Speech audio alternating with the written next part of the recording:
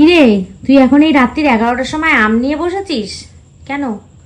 তার কারণ হচ্ছে আজকে দুপুরে খাবার আমরা 6:30 সময় খেয়েছি সন্ধ্যাবেলা।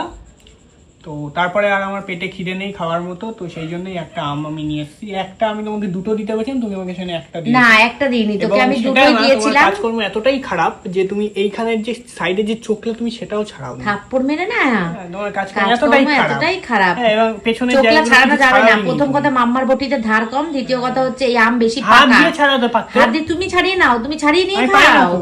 তুমি পারো না কি? তুমি কি পারো? শুধু মায়ের খুদ ধরতে?